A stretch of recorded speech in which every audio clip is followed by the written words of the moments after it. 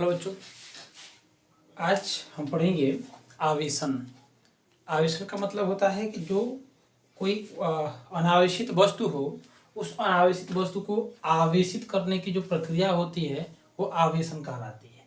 जैसे हम देखेंगे कि कोई अनावेशित वस्तु का मतलब हम कह सकते हैं कि कोई चालक तार हो जिसपे कोई आवेश न हो, तो उसको आवेशित जब हम करेंगे तो आवेशित करने की जो प्रक्रिया कहलाती है वो क्या कहलाती है?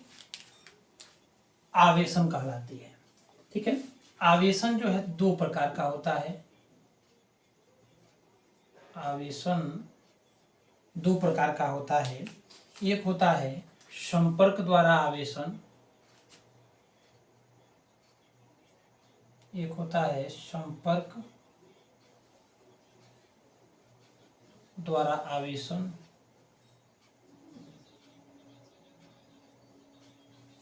और दूसरा होता है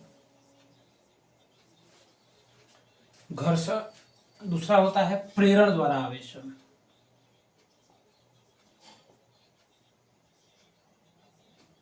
द्वारा आवेशन। ठीक है। अब संपर्क द्वारा आवेशन जो है दो प्रकार का होता है। एक होता है घर्षण द्वारा आवेशन, घर्षण द्वारा, इसमें हम क्या करते हैं कि इसमें जो है किन्हीं दो आवेशित, एक अनावेशित और एक आवेशित वस्तु को जब हम जो है आपस में रगड़ते हैं तो रगड़ने के पश्चात जो है जो आवेश उत्पन्न होता है वो घर्षण द्वारा आवेशन कहलाता है, और दूसरा होता है चालन द्वारा आवेशन। चालन द्वारा आवेशन। ठीक है।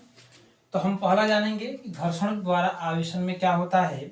जैसे आप हम ले एक कलम, और एक कलम लेकर के हम क्या करते हैं अपने बालों में रगड़ते हैं, तो बालों में रगड़ने के पश्चात जब उसको किसी छोटे छोटे जो है कागज के टुकड़ों के समीप लेकर के जाते हैं तो होता क्या है कि इस कलम की तरफ जो है वह छोटे छोटे कागज अपने आप आकर्षित होने लगते हैं। या एक ऐसा भी एग्जाम्पल ले सकते हैं, जो रेशम के धागे होते हैं, उस रेशम के धागे को लेकर के आप ऐसे सीधा खड़ा करके उसको आप रगड़िए, उसमें हाथ रगड़ने के बाद जैसे अपना हाथ पीछे करेंगे तो रेशम के जो धागे होते हैं वो आपके हाथ हथेली की तरफ ही आकर्षित हुए चले जाते हैं। होता क्या इसमें कि जब हम रगड़ते हैं किसी वस्तु को, तो जो रगड़ने की प्रक्रिया में जो इलेक्ट्रॉन होता है वो इलेक्ट्रॉन जो है मुक्त होते हैं, और जब इलेक्ट्रॉन निकलता है तो जो वस्तु है उस वस्तु पर धन चार्ज आ जाता है। ठीक है। धन चार्ज आ जाने के कारण जो है वो आवेशित हो जाता है। दूसरा है हमारा क्या कि चालन के द्वारा आवेशन। ठीक है।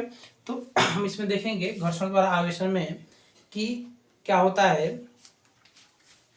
कि घर्षण में कि इसमें जो है इसमें एक वस्तु के द्वारा, एक वस्तु के द्वारा दूसरे वस्तु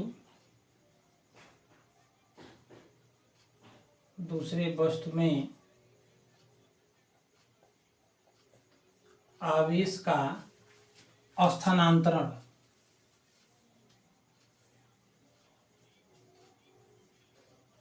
मतलब होता क्या है कि जब एक वस्तु जो है किसी दूसरे वस्तु के संपर्क में आकर क्या होती है, रगड़ी जाती है, तो रगड़ने के पश्चात जो है उसमें से जो है आवेश जो होते हैं वह मुक्त होते हैं, दूसरे पर आवेश चले जाते हैं। ठीक है।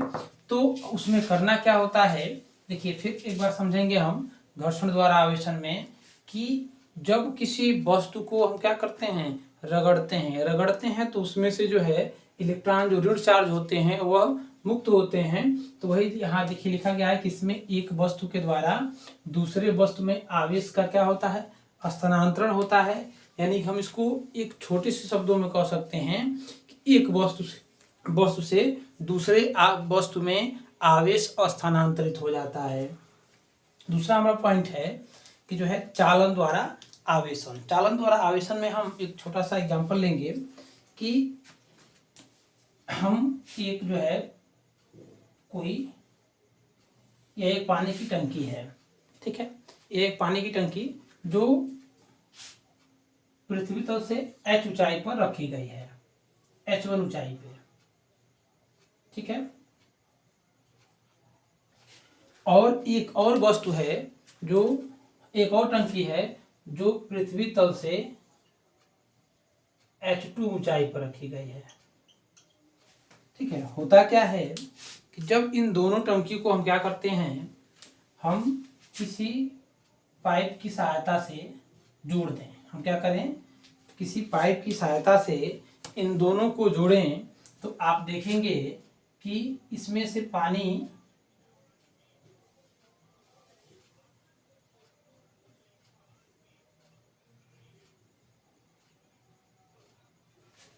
देखिए होता क्या है, जब हम किसी जो है पाइप की सहायता से इस बड़े ऊपर वाले टंकी को नीचे की टंकी से जोड़ेंगे, तो जो पानी का जो प्रवाह होगा वह ऊपर की टंकी से नीचे की टंकी में होगा। अगर इन दोनों टंकियों को हम एक पास रख दें तो जो पानी का जो प्रवाह होगा वह बंद हो जाएगा। यानी कि हम कह सकते हैं कि जो चालन द्वारा आवेशन होता है, इसके लिए हम एक गोला लेते हैं या एक वस्तु लेते हैं। यह वस्तु जो है प्लस चार्ज है इसके ऊपर,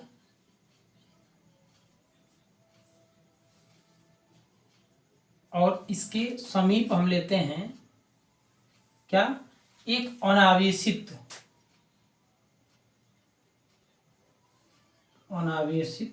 वस्तु। अनावेशित वस्तु कहने का तात्पर्य है कि इस पे कोई चार्ज नहीं है। ठीक है, इस पे चार्ज है। अब हम क्या करेंगे कि इसको जब हम किसी चालक तार के द्वारा जोड़ेंगे तो होगा क्या कि यह अनावेशित है। अनावेशित का मतलब है कि इस पर कोई चार्ज नहीं है, और यह क्या है, इस पर धनावेश पूर्ण रूप से भरा हुआ है। तो जैसे हमने इसमें देखा कि जो जल का प्रवाह है वह उच्च से निम्न की तरफ चल रहा है, यानी कि ऊंचे से नीचे की तरफ। उसी प्रकार इस जो है आवेशित चालक का जो विभव होगा, इसका हम मानते हैं कि विभव है V1, इसका विभव जो अनावेशित का है वो V2। तो अधिक इन दोनों गोलों में देखेंगे या दोनों वस्तुओं में देखेंगे तो अधिक चार्ज इसके ऊपर है। तो हमने जैसे यहाँ पढ़ा कि जल जो है उच्च से निम्न की तरफ प्रवाह इसका होता है, उसी प्रकार धारा का भी प्रवाह या आवेश का प्रवाह भी जो है उच्च विभव से निम्न विभव की तरफ होता है। तो इससे जो है इलेक्ट्रॉन या इस पर से जो आवेश हैं वह आवेश चल करके दूसरे पर जो है क्या होंगे, जाएंगे। कब तक जाएंगे, जब तक कि इन दोनों वस्तुओं का जो है विभव बराबर नहीं हो जाता है। जब तक इन दोनों वस्तुओं का विभव बराबर नहीं हो जाता है, दोनों वस्तुओं पर विभव बराबर होने का तात्पर्य क्या है कि दोनों पर आवेश की जो मात्रा है वो एक समान जब तक नहीं हो जाती है तब तक जो है आवेश पहले से दूसरे पर क्या होगा, जाता रहेगा। ठीक है, तो इसमें हम इसको लिख देते हैं। इसकी परिभाषा कैसे लिखी जाएगी देखेंगे। क्या आपको बताया गया है कि जब इस आवेशित वस्तु से आवेश अनावेशित वस्तु पर जाएगा तो कब तक जाएगा, जब तक इन दोनों वस्तुओं का क्या हो, विभव समान न हो जाए। देखिए इसमें ऐसा लिखा गया है कि क्या होता है इसमें आवेश, आवेश का मतलब जो चार्ज है वह किससे जाता है, किस पर से किस पर जाता है, तो आवेशित वस्तु से। तो जो हमारी पहला जो है वस्तु है क्या है, आवेशित है, और दूसरा क्या है, अनावेशित है। तो हम कह सकते हैं आवेश पहली वस्तु से दूसरे वस्तु पर या दूसरे वस्तु की ओर क्या होता है, स्थानांतरित होता है। और आवेश का जो प्रवाह है यानी कि पहले गोले से या पहले वस्तु से दूसरे वस्तु पर आवेश कब तक जाता है, जब तक कि दोनों जो है दोनों वस्तुओं के जो विभव बराबर नहीं हो जाता, यानी कि दोनों का विभवांतर क्या हो जाए, एक समान हो जाता है। तब जाकर के आवेश का जो प्रवाह होता है वो क्या होता है, समाप्त हो जाता है। ठीक है, आवेश एक से दूसरे होता क्या है कि इसमें जो है, तो हमने आवेशन के बारे में पढ़ा। आवेशन कितना है, दो है, एक है संपर्क द्वारा, एक है प्रेरण द्वारा। तो संपर्क द्वारा जो है दो इसके भाग थे, एक था घर्षण द्वारा। तो घर्षण द्वारा में क्या होता है कि इसमें जो है एक वस्तु के द्वारा दूसरे वस्तु में आवेश का स्थानांतरण होता है। मतलब कि जैसे हम किसी जो है हम अपने कलम को अपने बाल में रगड़ें तो कलम क्या हो जाता है, चार्ज हो जाता है। चार्ज होने के कारण जो है यह किसी दूसरे जो है अनावेशित वस्तु को या दूसरे जो है छोटे छोटे कागज के टुकड़ों को अपनी ओर क्या कर सकता है, यह आकर्षित करता है। ठीक है। दूसरा हमने पढ़ा कि जो चालन के द्वारा आवेशन, तो चालन के द्वारा आवेशन में हमने देखा, हमने दो गोला लिया, एक लिया, दो वस्तुएं या गोला हम कह सकते हैं कि हमने एक पर चार्ज लिया जिस पर आवेश है, दूसरा क्या लिया, अनावेशित वस्तु लिया। हमने क्या किया कि इसको एक छोटे पतले तार के द्वारा जोड़ दिया। जोड़ने के पश्चात हमने यह देखा कि आवेश जो है वह उच्च विभव से निम्न विभव की तरफ जाता है। जैसे एक एग्जांपल समझने के लिए हमने क्या लिया है कि जो पानी की टंकी है, एक जो है H1 हाइट पर रखी गई है और एक H2 हाइट पर, यानी एक पहले से दूसरे की जो हाइट है वो क्या है, कम है। तो जब हम टंकी को किसी पाइप के द्वारा जोड़ते हैं तो जो जल का प्रवाह होता है, आप भी जानते हैं, ऊपर से नीचे की तरफ होता है, नीचे वाले से ऊपर की तरफ जो है जल का प्रवाह कदापि नहीं होगा। तो उसी प्रकार जो आवेश भी होता है, वो आवेश क्या होता है, वो उच्च विभव से निम्न विभव की तरफ जो है गति करता है। तो यानी पहले चालक से दूसरे चालक में क्या होगा, आवेश जाएगा।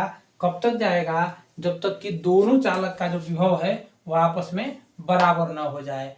अब हम पढ़ेंगे प्रेरण द्वारा आवेशन। ठीक है,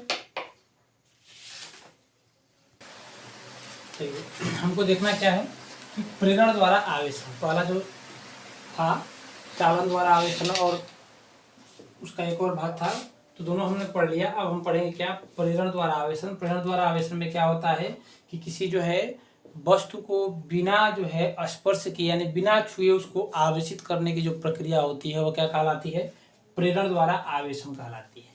इसमें हम क्या करते हैं कि सबसे पहले हम एक लेंगे कुचालक स्टैंड। क्या लेंगे, कुचालक स्टैंड। ठीक है, यह हमारा क्या है, कुचालक स्टैंड। और एक क्या लेंगे, अनावेशित गोला। यह क्या है, अनावेशित गोला है।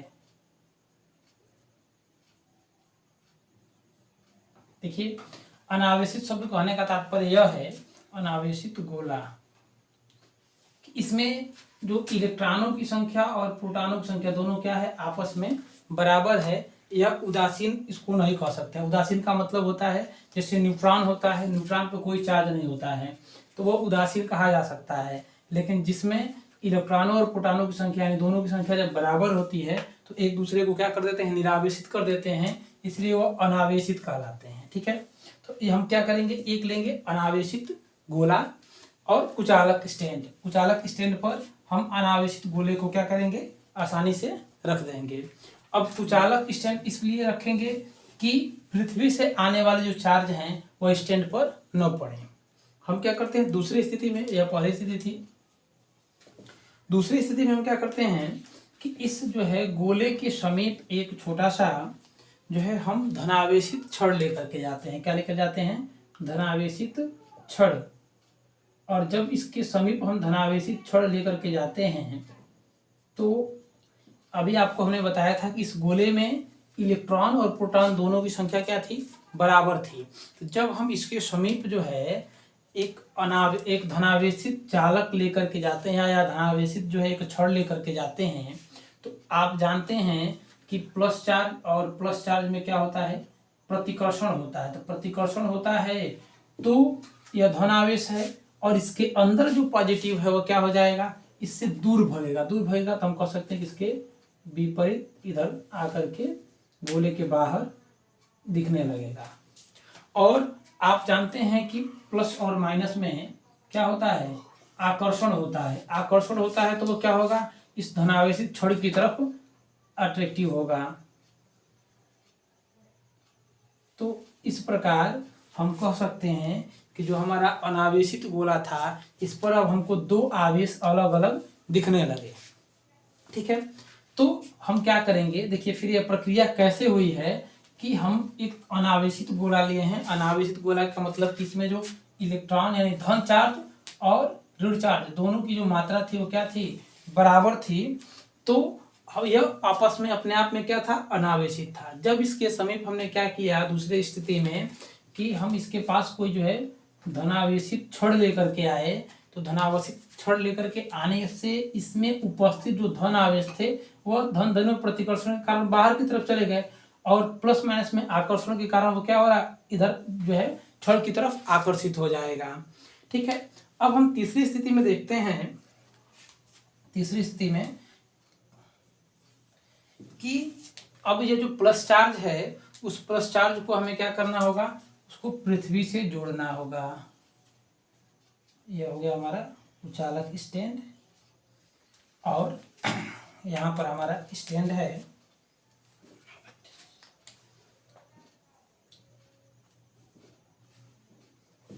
यह धनावेशित छड़ और ये रहा हमारा ऋण चार्ज और ये रहा प्लस चार्ज। अब क्या करते हैं हम कि हम इसको भू संपर्कित कर देते हैं। क्या करते हैं, पृथ्वी से जोड़ देते हैं, भू संपर्कित।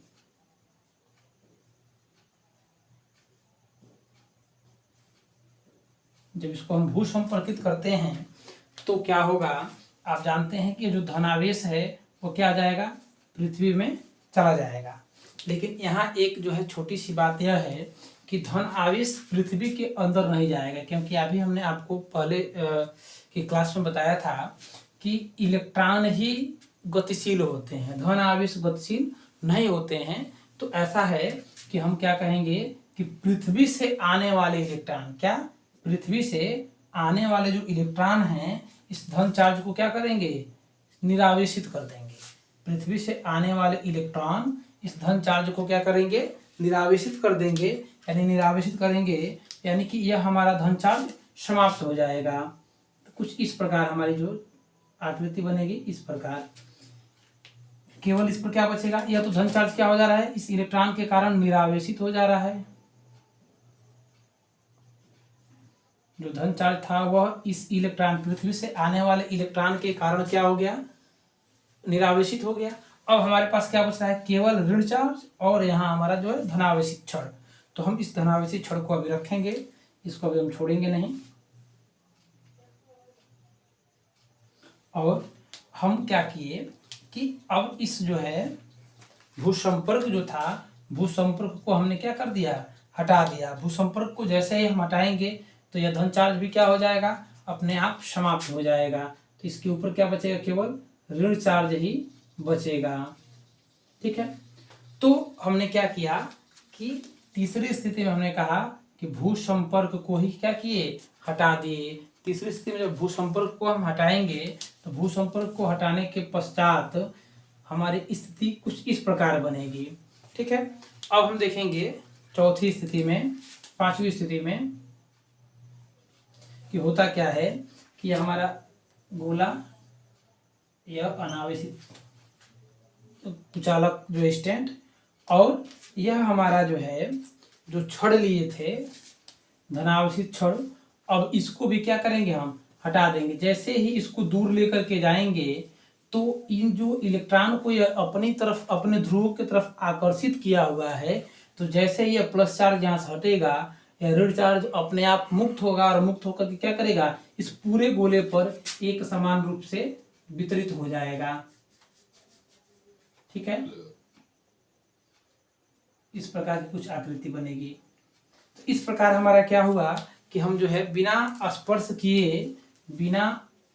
किए हम क्या कर लिए, किसी जो है वस्तु को आवेशित कर लिए। देखिए यहाँ हम लिखते हैं, अगर कुछ लिखना चाहे तो पहला हमने क्या लिया है, एक अनावेशित गोला एक कुचालक स्टैंड पर रखा। दूसरी स्थिति में हमने क्या कहा कि जो है इस स्टैंड के समीप एक जो है धनावेशित छड़ लाया, गोले के समीप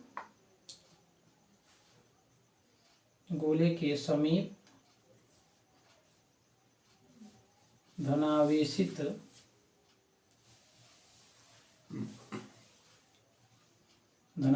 छड़ लाने पर, धनावेशित छड़ लाने पर क्या हो गया, कुछ इस प्रकार की प्रक्रियाएं हमारी देखने को मिली। अब हमने क्या किया, तीसरी स्थिति में हमने भूसंपर्कित कर दिया। जो हमारा प्लस चार्ज वाला साइड था उसको हमने क्या कर दिया है, भूसंपर्कित किया। और भूसंपर्कित जैसे हमने किया तो पृथ्वी से आने वाले इलेक्ट्रॉन इस प्लस को क्या किए, निरावेशित कर दिए। और जब निरावेशित किए तो यह धन चार्ज हमारा क्या हो गया, समाप्त हो गया, केवल ऋण चार्ज बचा। और इस ऋण चार्ज के को हटाने की, इस पर संपूर्ण रूप से जो है इसको विस्तारित करने के लिए हमने क्या किया हमने जो है यह जो प्लस यानी धनावेशित जो छड़ थी, इस धनावेशित छड़ को हमने क्या किया, धीरे से पीछे कर लिया। और जैसे इसको पीछे खींचेंगे तो इस प्लस और माइनस में कोई जो है आकर्षण बल लगेगा नहीं, जिसके कारण जो है इलेक्ट्रॉन या क्या होंगे, मुक्त हो जाएंगे और इस प्रकार जो है इस वस्तु पे चारों तरफ एक समान रूप से क्या होंगे, फैल जाएंगे। यानी कि हमारा यह प्रक्रिया क्या हुआ, प्रेरण द्वारा आवेशन हुआ। यानी कि इसको जो है किसी भी प्रकार से कहीं स्पर्श नहीं किया गया है, बिना स्पर्श किए ही क्या हुआ, यह गोला आवेशित हो गया। पहली स्थिति में क्या था, पहली स्थिति में गोला क्या था, अनावेशित था। अब हम देख रहे हैं लास्ट स्थिति में कि जो हमारा गोला था वह क्या हो गया है, ऋण आवेशित हो गया है। ठीक है, क्या हो गया है, ऋण आवेशित। अब यहाँ एक क्वेश्चन आता है कि क्या यह धनावेशित नहीं हो सकता है।